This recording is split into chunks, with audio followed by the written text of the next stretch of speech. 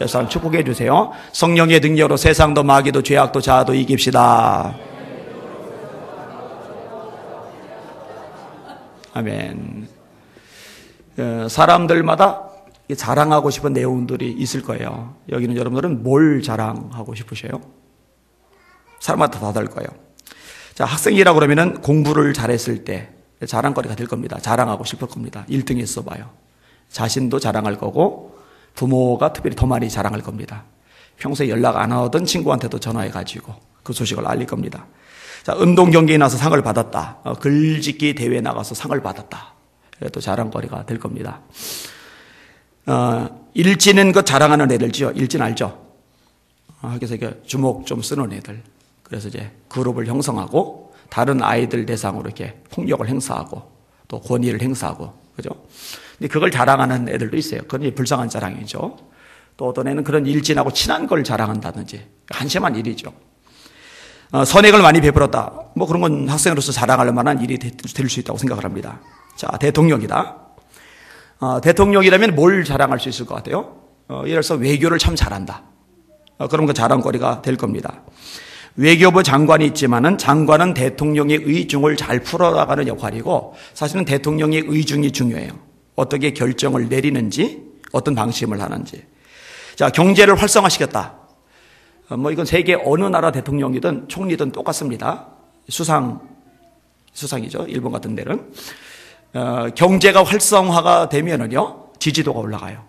경제가 이게 밑으로 곤두박질 치면 지지도가 추락을 합니다. 그래서 모든 정치인들, 특별히 대통령이나 수상들의 지상 과제는 경제 활성화입니다. 그럴 수밖에 없어요. 자, 어떤 자기 임기 중에 이 국가 경제가 발전했다. 자랑거리가 될 겁니다. 국민 통합. 이건 정말 중요한 역할이라고 생각합니다. 사실 대통령은 대한민국의 대통령이에요. 한쪽 진영의 대통령이 아니고 대한민국 모두의 대통령이에요. 그래서 정말 탁월한 지도자는 통합을 잘 이루는 사람이죠. 링컨 대통령이 존경을 받는 이유는요, 그렇게 욕을 하고 공격을 하고 원숭이라고 그냥 아주 악담을 퍼부어대던 스탠튼 같은 사람을 국방부 장관으로 기용한 거잖아요. 참모들이 평소에 따르던 자기 진영 사람들이 다 결사반대하는 겁니다. 그 사람이 가깝게 어떤 짓을 했는데요. 그랬더니 링컨 대통령이 유명한 말을 했죠. 그 사람만큼 이 일에 적합자가 없다고. 그러니까 나를 미워했고 공격하고 개망신을 다 줬지만 국가 전체를 생각하면서 역량이 된다고 생각하면 그 자리에 앉히는 거죠. 그러니 대통령 링컨이 암살당했을 때 가장 슬프게 울었던 사람 중에 한 사람이 그 스탠튼 장관이죠. 그러니까 대적자까지도 신복을 만들어버리는 거예요. 이런 게 이제 소위 통합의 리더십이죠. 인사를 잘한다. 인사 잘해야죠. 안녕하세요. 이걸 말하는 게 아니라 적재조치에 이제 인물을 배치하는 거. 청렴도. 이것도 이제 굉장히 중요한 요소입니다. 세계적으로 권력을 오랫동안 가졌던 사람들 중에 자기 뱃속을 채우지 않은 사람이 없어요. 러시아의 푸틴 가진 재산 추정을 하는데 뭐 상상을 초월하더라고요. 러시아 경제는 완전히 곤두박질 쳤는데 일반 백성들은 그렇게 어렵게 사는데 푸틴이 가진 재산은 어마어마해요. 저 해외에 아주 어마어마한 대저택 별장을 제가 사진으로 봤는데 깜짝 놀랐어요. 그게 집이 아니에요. 집이 아니거든. 참 문제죠. 자, 그런데 권력의 자리에 있었으면서도 욕심을 내지 않는다. 이거 자랑거리가 될 겁니다. 자, 어린 학생의 자랑거리 얘기해봤고, 또 크게 이제 대통령의 자랑거리를 얘기해봤고, 또 이제 그마다 자기 자랑거리가 있을 수 있을 거예요. 근데 여러분, 이런 자랑이라고 하는 게요, 사람과 사람 사이에서 있을 때나 자랑거리가 되지, 하나님 앞에서는 사실 어느 누구도, 어느 상황도 자랑거리가 될 만한 게 없어요. 다윗이 왕이 되고 나서 나라의 위상이 달라집니다. 이전에는 아랍에 의해서, 암몬에 의해서, 모압에 의해서, 블레셋에 의해서, 에돔에 의해서 얻어 터지고 빼앗기고 막 깨지고 다치고 죽고 막 고통을 겪었는데 다윗이 왕이 되고 나서 전세가 다 뒤집어졌잖아요. 에돔의 수비를 들고 아람 모압이 조공을 바치고 블레셋이 쩔쩔매고 막 위상이 달라졌어요. 이 정도쯤 되면은요 어깨에 힘이 들어갈 만합니다. 자랑할 만합니다. 아, 나 정말 리더십 탁월하잖아. 통치력 끝내주잖아. 나 같은 왕이 세상에 어디 있어? 이런 말 할 말 하잖아요. 여러분 이런 말 해도 돼요. 근데 정작 다윗은 이렇게 고백을 합니다. 하나님, 나는 누구며 내 집은 무엇이간데 나로 여기에 이르게 하셨나이까. 그러니까 내가 이르렀다라는 개념과 하나님이 이르게 하셨다라는 개념은 다른 거예요. 자, 여러분들이 열심히 노력을 했어요. 그래서 사회 지도층이 되었어요. 큰 부자가 되었어요. 사업에 성공을 거뒀어요. 어떤 분야에 어떤 획기적인 업적을 남겼어요. 그때 참 내가 이뤘다가 아니라 하나님이 이렇게 이루게 해주셨습니다. 나는 아무것도 아닌데 하나님 감사합니다. 이렇게 하는 거나 다름이 없거든요. 그러니까 다윗의 개념 속에서는요, 하나님 앞에 손톱만큼도 자랑하려는 자세와 태도가 없어요. 사도행전 13장에 보면은 이새의 아들 다윗을 보니 내 마음에 합한 사람이라. 여러분 이런 말 듣는 거 부럽지 않아요? 내 마음에 쏙 드는 사람이다. 이런 말 정말 듣고 싶은데, 저는 너무너무 듣고 싶은데. 최고잖아요, 최고, 그죠? 그러니까 그 어마어마한 부귀, 영화, 명성을 다 누리는 시점에 자기는 비켜서서 하나님 앞에 영광 올려드리며 자기 자랑하지 않는, 그리고 하나님께 영광을 누리는 다윗의 태도는 배울 의미가 있는 거죠. 특별히 우리가 구원에 있어서는요, 하나님 앞에 자랑할 만한 게 전혀 없어요. 아브람 같은 믿음의 조상조차도 자랑할 만한 게 없는 거죠. 오늘 설교 제목을 이렇게 잡아서 따라합시다. 하나님 앞에선 아브람도 자랑할 게 없다. 자, 한 번 더요. 하나님 앞에선 아브람도 자랑할 게 없다. 네, 오늘 본문이 그 이야기를 해주고 있는 겁니다. 자, 말씀을 읽을게요. 오늘 말씀 1절과 2절을 같이 읽겠습니다. 시작. 그런즉 육신으로 우리 조상인 아브라함이 무엇을 얻었다리요? 만일 아브라함이 행위로서 의롭다 하심을 받았으면 자랑할 것이 있으려니와 하나님 앞에서는 없느니라. 아멘. 자, 아브라함은요, 이 당시 유대인들에게, 그리고 특별히 율법주의자들에게 있어서도요, 절대적인 위치를 차지하는 존재입니다. 아브라함의 권위를 넘어설 만한 사람은 한 명도 없어요. 요한복음 8장에 예수님이 이렇게 말씀하세요. 예수께서 자기를 믿는 유대인들에게 이르시되 너희가 내 말에 거하면 참으로 내 제자가 되고 진리를 알지니 진리가 너희를 자유롭게 하리라. 그러니까 유대인들이 대답을 합니다. 그들이 대답하되 우리가 아브라함의 자손이라. 남의 종이 된 적이 없거늘 어찌하여 우리가 자유롭게 되리라 하느냐. 무슨 얘기하는 거예요? 아브라함의 자손이다. 이건 대단한 긍지를 가지는 말이거든요. 우리는 아브라함의 자손이다. 남의 종이 된 적이 없는데 왜 우리를 자유롭게 된다고 하느냐. 예수님 말씀하죠. 죄를 짓는 자마다 죄의 종이다. 너희들 죄의 종이다. 그 얘기를 하신 거죠. 자, 유대인들, 자부심을 가진 유대인들에게 세례 요한이 아주 직격탄을 날립니다.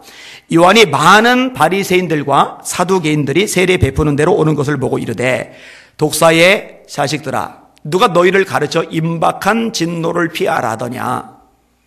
그러므로 회개에 합당한 열매를 맺고 속으로 아브라함의 자손이라고 생각하지 말라. 우리 아브라함의 자손인데 세례 요한이 말한 거예요. 너희들 아브라함의 자손이라고 생각하지 마라. 내가 너에게 이르노니 하나님이 능히 이 돌들로도 아브라함의 자손이 되게 하시리라. 도끼가 이미 나무 뿔에 놓였으니 열매를 맺지 않는 나무마다 찍혀 불에 던져지리라. 회개에 합당한 열매를 맺고 회개에 합당한 열매를 맺고 속으로 아브라함의 자손이라고 생각하지 말라. 누가복음 13장에 예수님이 말씀하셔요. 너희가 아브라함과 이삭과 야곱과 모든 선지자는 하나님 나라이고 오직 너희는 밖에 쫓겨난 것을 볼 때에 거기서 슬피 울며 이를 갈리라. 사람들이 동서남북으로부터 와서 하나님 나라 잔치에 참여하리니 무슨 말이냐. 유대인들 말고 세계 각적 우리나라에 있는 사람도 있죠. 아프리카에도 있죠. 이런 사람들이 예수 믿고 구원받아 천국에 들어갈 거란 말이죠.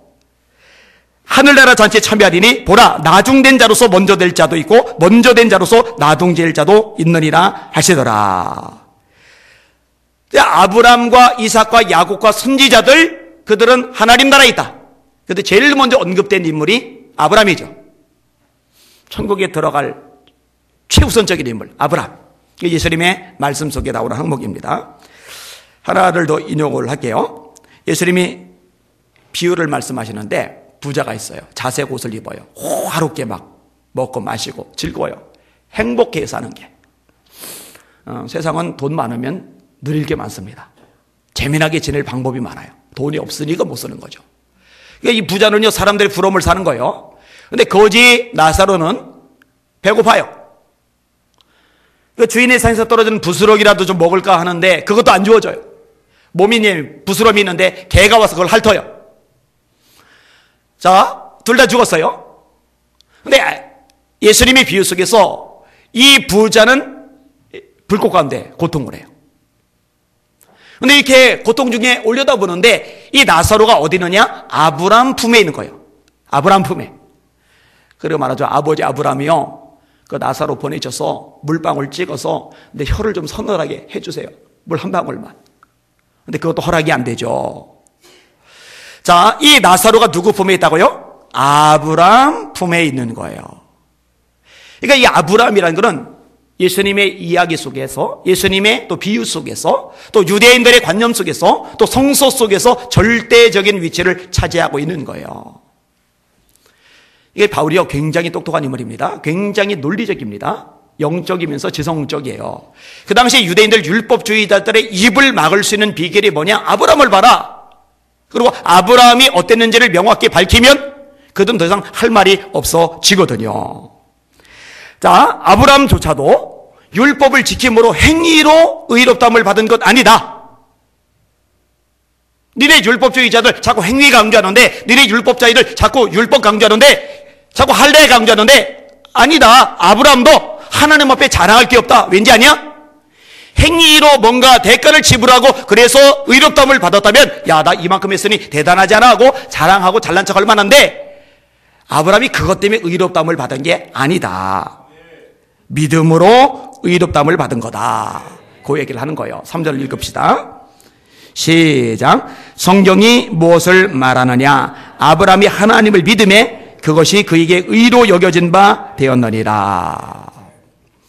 이건 성경, 특별히 율법을 잘 아는 사람들이 부인을 못하는 게, 모세오경하면 창세기, 출애굽기, 레위기, 민수기, 신명기를 말하거든요. 이걸 토라라고 그래요.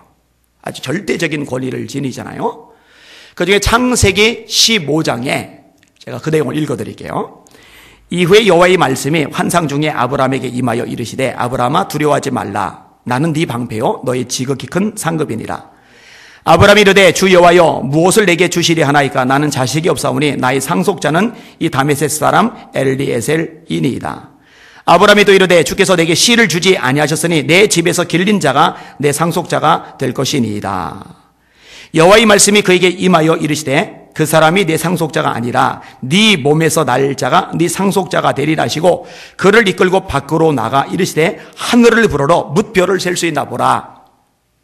또 그에게 이르시되 네 자손이 이와 같으리라. 잘 들으세요.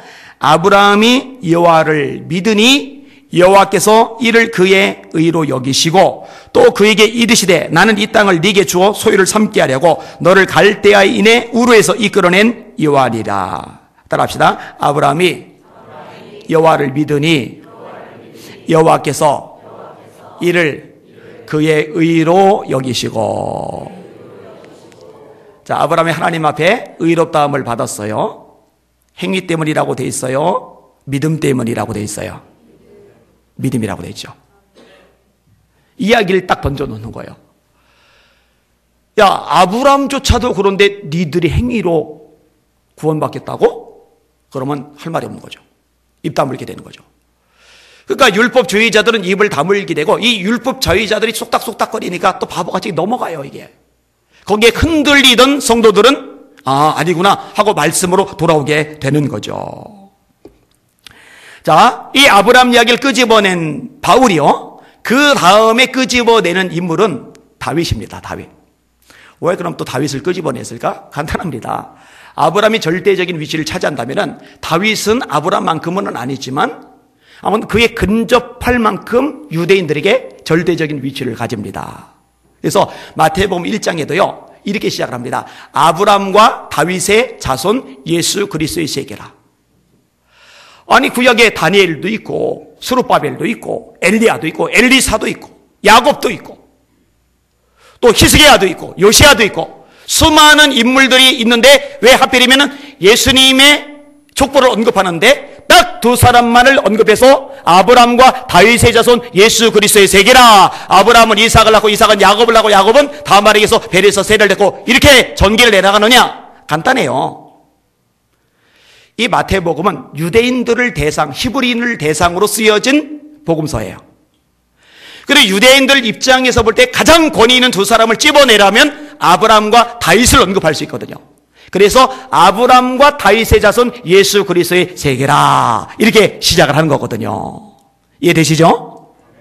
예, 이해되셔야 돼요. 그리고 오늘 본문 바울도요 이렇게 인용을 하는 겁니다. 자, 일단 논증 부분을 얘기할게요. 4절을 같이 한번 읽어볼게요. 시작. 일하는 자에게는 그 싹시 은혜로 여겨지지 아니하고 보수로 여겨지거니와. 자, 노동자들이 열심히 가서 일을 했어요. 그리고 그날 저녁에 일당이 딱 주어져요. 일당을 받으면서 야, 참 감격스럽다. 나에게 이렇게 은혜를 베풀어 주다니. 이렇게 생각을 합니까? 안 합니까? 안 해요. 왜냐? 자기가 고생을 했고 애를 썼고 일을 했고 그래서 받은 거니까. 여러분 직장에서 열심히 일을 했어요. 월급을 줘요. 근데 월급을 주면 월급을 받으면서 이건 은혜다. 감격이 우리 사장님 고마우신 우리 사장님. 우리 사장님 사랑해요. 안 그래요. 거꾸로 노조 결성해서 인상해라, 월급 인상해라 이렇게는 할지언정, 그죠? 왜냐면은 일을 했기 때문에, 자기 행위가 있기 때문에, 그렇기 때문에 은혜로 여기지 않고 보수로 여기는 거예요. 이거 무슨 얘기냐? 자, 행위로 구원을 받는다면, 내가 뭔가 대가를 지불하고 수고를 해서 그것 때문에 구원을 받는다면 사람들은 그건 은혜로 생각 안 해요. 마땅한 대가. 내가 그렇게 살았으니 당연히 얻는 거지. 보수로 생각한단 말이에요. 자, 그 다음 절 5절을 읽어보셔요. 시작. 이를 아니할지라도 경건하지 아니한 자를 의롭다 하시리를 믿는 자에게는 그의 믿음을 의로 여기시나니. 자, 보수를 받을 만한 자격이 없어요. 자, 예를 들어 몸에 병이 났어요. 알아 누웠어요. 그래서 한 달 동안 회사 출근을 못하고서 끙끙 알아 누웠는데 사장님이 한 달 월급을 보내줬어요. 다음 달에 또 일을 못했어요. 6개월 일을 못했어요. 6개월치 월급을 또 보내줬어요. 그럼 이거 맞으면 내가 마땅히 받을 거지. 이렇게 생각 안 하죠? 그건 은혜죠, 은혜. 그죠? 우리가 노력을 통해서, 선행을 통해서, 행위를 통해서, 율법을 통해서, 수많은 나름대로 대가 지불을 통해서 구원을 받을 길이 없어요. 천국에 갈 길이 없어요. 죄산 받을 길이 없어요. 하나님의 아들, 딸이 될 길이 없어요. 지옥의 심판, 멸망을 피할 길이 없어요. 그런데 그렇게 연약하고 허물 많고 죄 많은 사람을 은혜로 의롭다 하시는 하나님을 믿어요. 그 믿음을 보시고 의롭다라고 하나님이 인정해 주셔요. 은혜죠, 은혜. 은혜인 거예요, 은혜.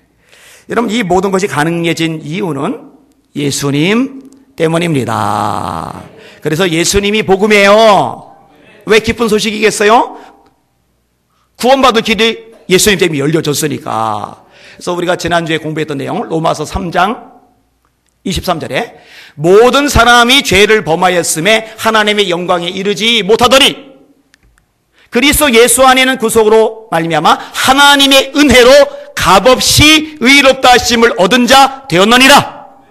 값없이, 대가 지불 없이, 우리가 일한 것 없이 의롭다 하심을 얻었느니라. 여러분, 그럼 이 모든 대가를 누가 지불하셨어요? 예수님이 지불하신 거죠. 그 대가를 지불하시려고 예수님이 하늘 영광을 버리고 세상에 오신 거죠. 그래서 십자가를 지는 게 목적이셨어요, 예수님은요. 베드로가 예수님을 위하는 마음으로 예수님 이 일이 결코 주에게 미치지 못하리이다. 예수님 십자가 지시면 안 됩니다. 죽으시면 안 됩니다. 절대 안 됩니다. 위에서 말했는데 예수님은 심하게 말씀하시죠. 사탄아, 내 뒤로 물러가라. 너는 나를 넘어지게 하는 자로다. 네가 하나님의 일은 생각하지 아니하고 사람의 일만 생각하는도다. 왜냐하면 십자가를 져야, 대가 지불을 예수님이 하셔야 우리가 의롭다함을 받을 수 있는 길, 구원받을 수 있는 길이 비로소 열려지는데, 그것을 막는 건 사단의 짓이거든요. 말고의 길을 베드로가 뵀을 때도 예수님이 그 길을 고쳐주시면서, 내가 지금 12군단 더 되는 천사 부를 수 없는 줄 아느냐? 근데 그렇게 하면 이 일이 있으리란, 다시 말해 십자가 죽음, 이 일이 있으리란 말씀이 어떻게 되겠느냐? 이때도 베드로. 일단 매번 베드로예요. 매번 베드로. 근데 우리에게도 베드로 같은 사람이 좀 있으면 좋겠어요. 이렇게 좀 나서가지고 막 적극적으로 막 발언도 하고 막 으쌰으쌰도 하고. 우리에게는 대체적으로 선비들, 색식 스타일들만 잔뜩 있어가지고 제가 좀 아쉬운 게 있어요. 자, 이렇게 일하는 것 없이, 우리가 충분히 멍한 거 없이 의롭다함을 받는 거에 대한 이야기하면서 아까 얘기했죠? 다윗을 언급하는 거예요. 다윗의 시편을 인용을 하는 거예요. 그게 6절, 7절, 8절입니다. 읽습니다. 시작. 일한 것이 없이 하나님의 의로 여기심을 받는 사람의 복에 대하여 다윗이 말한 바, 불법이 사함을 받고 죄가 가려짐을 받는 사람들은 복이 있고 주께서 그 죄를 인정하지 아니하실 사람은 복이 있도다 함과 같으니라. 아멘. 불법이 사하심을 받는데요, 죄가 가리우심을 받는데요, 그리고 그렇게 되는 사람이 진짜 복 있는 사람이라는 거죠. 또 누가 복 있는 사람이요? 주께서 그 죄를 인정하지 아니하실 사람, 그 사람이 복이 있다라고 말씀하시는 거예요. 자, 분명히 죄인이에요. 허물이 많아요. 연약해요. 문제투성이에요. 심판받아 마땅해요. 그런데 그 사람의 죄를 도말하시고 의롭다고 만드시는 주체가 누구예요? 그 주체는 하나님이시에요. 오늘 본문에 하나님이라고 되죠. 다윗의 시편에 하나님. 자, 죄가 없어서요? 즉 행위가 완전해서요? 충분히 대가를 지불해서요? 아니에요. 그럼 왜 그렇게 될 수 있는 길을 열어주셨어요? 은혜. 하나님을 바라보고 하나님을 믿는 사람에게 하나님이 은혜를 베풀어줘 죄의 문제를 해결해 주시는 겁니다. 여러분, 이 세상에 그 죄를 해결해 주실 수 있는 분은 하나님밖에 없는 줄 믿으시길 바랍니다. 그러니까 하나님이 누구를 통해서? 예수 그리스도를 통해서 저와 여러분의 모든 죄가 씻음 받을 수 있는 길을 열어 주신 거예요. 은혜. 그래서 찬송에 은혜에 대한 찬양이 많은 거예요. 은혜가 풍성한 하나님은 믿는 자 한 사람 어제나 오늘도 영원토록. 까먹었다. 언제든지 편찮고 보호해 주시래. 이렇게 되죠. 안 까먹을 걸로 부를게요. 어메이징 그레이스. 이게 뭐예요? 어메이징, 놀라운 그레이스, 은혜, 놀라운 은혜. 뉴턴이 쓴 가사잖아요. 나 같은 죄인 살리신 주 내 놀라워 이로던 생명 찾았고 광명을 얻었네. 놀라운 애죠. 2절 같이 합시다. 죄악에서 건지신 주네 주 내고 마워 나 처음 믿은 그 시간 귀하고 귀하다. 이제껏 내가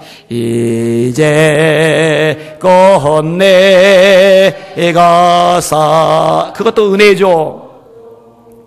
주님의 은혜라 또 나를 장차 본향에 인도해 주시리. 거기서 거기서 우리 영원히 주님의 은혜로 해처럼 밝게 살면서 주 찬양하리라.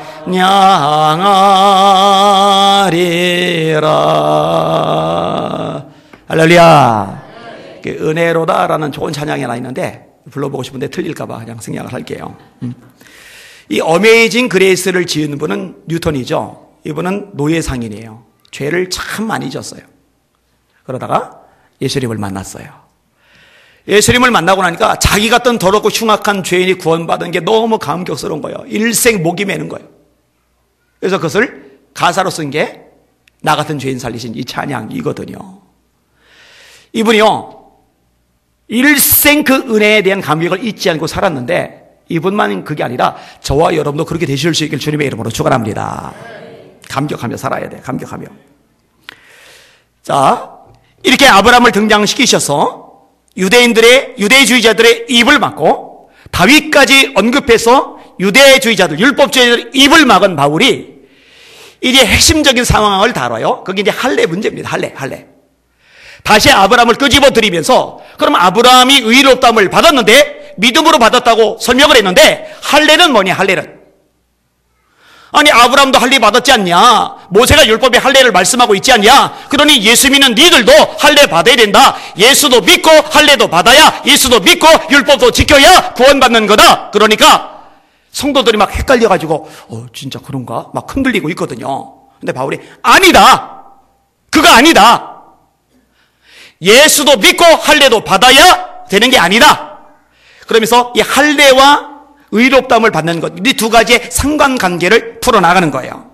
자, 말씀을 볼게요. 9절과 10절. 시작. 그런즉 이 복이 할례자에게도냐 혹은 무할례자에게도냐 무릇 우리가 말하기를 아브라함에게는 그 믿음이 의로 여겨졌다 하노라.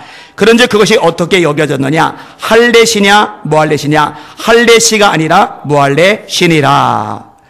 자, 아까 창세기 15장을 제가 말씀을 드렸잖아요. 거기에 아브라함이 하나님의 믿음에 의로 여긴 바 되었다. 그런데 아브라함이 그 이전에 할례를 먼저 받았다면 할례 플러스 믿음이 돼서 의롭다함을 받았다. 이런 논리가 가능한데 만약에 아브라함이 의롭다함을 받은 게 먼저 나오고 그 다음에 할례가 나온다면 의롭다함을 받는 것하고 할례하고는 상관이 없어지는 거예요. 그렇죠? 그러면은 아브라함이 할례를 받은 사건은 어디 나와요? 의롭다함을 받는 사건은 15장이 나오고 할례를 받는 사건은 어디 나와요? 혹시 아시는 분? 17장에 나와요. 제가 읽어드릴게요. 하나님이 또 아브라함에게 이르되 그런즉 너는 내 언약을 지키고 네 후손도 대대로 지키라. 너희 중 남자는 다 할례를 받으라. 이것이 나와 너희와 너희 후손 사이에 지킬 내 언약이니라. 너희는 포피를 베어라. 이것이 나와 너희 사이의 언약의 표징이니라. 너희의 대대로 모든 남자는 집에서 난 자나 또는 너희 자손이 아니라 이방 사람에게서 돈으로 산 자를 막론하고 난 지 8일 만에 할례를 받을 것이라. 자, 예수님 믿음은 구원. 그죠? 근데 예수님 믿음 플러스 할례? 아니에요. 예수님 믿음 플러스 율법? 아니에요. 예수님 믿음 플러스 요즘에 안식교 있죠. 저 하나님의 교회 있죠. 거기는 유월절을 지켜야 구원받는다고 해요. 아주 골치 아파요. 그리고 요즘 교인들이 현혹되는 것 중에 하나가 뭐냐면 이제 소위 백투 제루살렘. 예루살렘 여기에 관심을 갖는 건 좋은데요. 여기에 너무 관심을 기울이는 게 말씀 복음을 벗어난 지경까지 갔어요. 그래서 유월절에 관심 갖고 막 초막절에 관심 갖고 죄송합니다. 정신 나간 짓들이에요. 아니에요. 절대 아니에요. 여러분 유월절에 관심 가질 필요 없어요. 유월절은 예수님을 통해서 완성된 겁니다. 헷갈리지 마세요. 예수님이 유월절 어린 양이 되시는 거예요. 유월절 또 지킬 필요 없어요. 매년 지킬 필요 없어요. 예수님이 십자가 사건으로 한 번에 완성된 겁니다. 근데 여기 넘어가야죠. 페이스북상에서 그런 거 막 요즘 올리는 사람들 있더라고요. 근데 교인들도 기존 교회 다니는 교인들도 헷갈리는 거예요. 이게. 왜냐면 복음이 없어서 그래요. 말씀을 제대로 못 배워서. 다시 말합니다. 예수님만으로 충분합니다. 예수님만으로 충분합니다. 예수님 플러스 뭔가 더하는 건 다른 복음이에요. 다른 복음. 이 다른 복음에 대해서 바울 사도는 완전히 노이로제의 반응을 보여요. 그리스의 은혜로 너희를 부르신 이를 이같이 속기 떠나 다른 복음을 따르는 것을 내가 이상히 여기노라. 다른 복음은 없나니 다만 어떤 사람들이 너희를 교론하여 그리스의 복음을 변하게 하려 함이라. 그러나 우리나, 바울 자신을 포함하는 거예요? 다른 사도를 포함하는 거예요? 우리나 혹은 하늘로부터 온 천사라도 우리가 너희에게 전한 복음 외에 다른 복음을 전하면 저주를 받을지어다. 우리가 전에 말하였거니와 내가 지금 다시 말하노니 만일 누구든지 너희가 받은 것 외에 다른 복음을 전하면 저주를 받을지어다. 예수님 외에는 없어요. 이거 헷갈리면 안 돼요. 자, 이렇게 아브라함이 할례를 받기 전에 의롭다함을 받았다라고 한다면 이 아브라함은 할례 받은 자의 조상일 뿐만 아니라 할례 받기 이전에 믿음을 따랐던 아브라함의 자손들이 되는 거다. 그러니까 아브라함은 할례자의 조상일 뿐만 아니라 할례를 받지 않았지만 믿음을 따라가는 사람들의 조상이기도 하다. 이렇게 이제 결론이 나는 거예요. 거기 11절, 12절 같이 읽을게요. 시작. 그가 할례의 표를 받은 것은 무할례시의 믿음으로 된 의를 인친 것이니 이는 무할례자로서 믿는 모든 자의 조상이 되어 그들도 의로 여기심을 얻게 하려 하심이라. 또한 할례자의 조상이 되었나니 곧 할례 받을 자에게뿐 아니라 우리 조상 아브라함이 무할례시에 가졌던 믿음의 자체를 따르는 자들에게도 그러하니라. 16절에서 17절도 같은 내용이에요. 같이 읽습니다. 시작. 그러므로 상속자가 되는 그것이 은혜에 속하기 위하여 믿음으로 되나니 이는 그 약속을 그 모든 후손에게 굳게 하려 하심이라. 율법에 속한 자에게뿐만 아니라 아브라함의 믿음에 속한 자에게도니 그러하니 아브라함은 모든 조상이라 기록된 바 내가 너를 많은 민족의 조상으로 세웠다 하신 것 같으니 그가 믿은 바 하나님은 죽은 자를 살리시며 없는 것을 있는 것으로 부르시는 이시니라. 아멘. 지금 이 표현들은요 율법주의자들이 굉장히 거슬립니다. 우리들이 아브라함의 자손이지, 아브라함은 우리들의 조상이지, 율법을 지키는 자들, 할례 받은 자들이 아브라함의 자손이지. 근데 그걸 이제 정면으로 거부하는 거거든요. 봐라, 아브라함 할례 때문에 의롭다함을 받은 거 아니다. 할례 이전에 의롭다함을 받은 거다. 그러니까 할례자들이 조상인 거 맞지만 할례를 받지 않았더라도 믿음을 쫓아 사는 사람들, 그 아브라함을 따라 사는 존재들로서 그들도 아브라함의 자손인 것이다. 이렇게 논지를 이어간 거거든요. 여러분, 이 율법주의자들이 거슬려 하는데 그럼에도 불구하고 그들에게 비율을 맞추지 않아요. 사실 바울이요, 이 율법주의자들이 비율을 맞추지 않은 것 때문에 죽을 고생을 엄청 많이 했거든요. 엄청 시달렸거든요. 심지어 어떤 사람들은요 40명이나 동원이 돼가지고 바울을 죽이기까지는 먹지 않겠다고. 여러분, 인간 하나만 나 죽이겠다고 달려들어도 살떨리고 겁나고 막 미치겠고 속상하고 막 마음이 우울해지는데 40명이 나를 죽이기 전에는 음식도 안 먹겠다고 하고 작정하고 달려들면은요 이거 사람 피 말라서 못 살아요. 그러니까 그래 니들 말도 맞아. 예수님을 믿어야 구원받지만 그래 할례도 받는 게 낫겠지. 그래 율법도 지키는 게 낫겠지. 이렇게 맞춰주면은 돼요. 근데 바울 절대 안 맞추죠. 아까 언급했듯이 오히려 다른 복음을 전하면 저주받을지어다 이렇게 세게 나가죠. 그 세게 나가던 갈라디아서가 바울의 가장 초기 서신이에요. 처음부터 마지막까지 초지일관이에요. 복음에 물타는 것 용납이 안 돼요.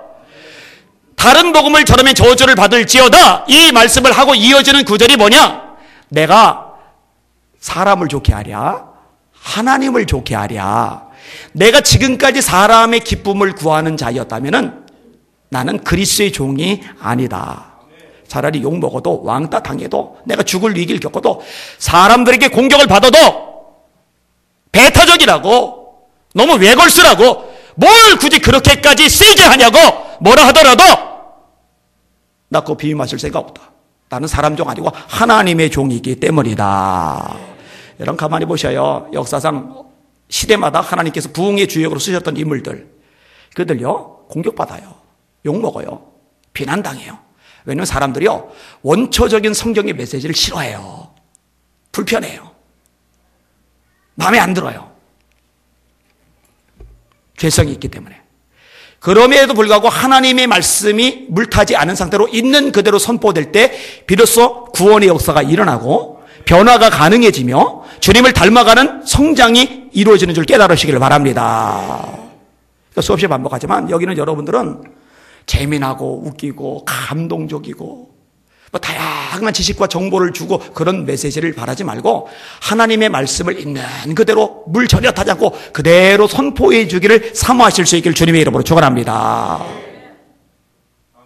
이 병 들어가지고 교인들이요, 웃기는 설교만 좋아하고요, 예화만 좋아하고요, 간증만 좋아하고요. 여러분, 저는 그거 필요 없다 생각 안 해요. 그런데 그것들은요, 말씀을 보다 더 명확하게 드러내기 위한 보조 수단이지 그게 본질이 되면 안 돼요. 성경 자체를 풀어주는 걸 가장 재미있게, 가장 흥미있게, 가장 맛있게 받아먹는 여러분들 되시기를 주님의 이름으로 축원합니다. 그래야 한국교회가 살아요.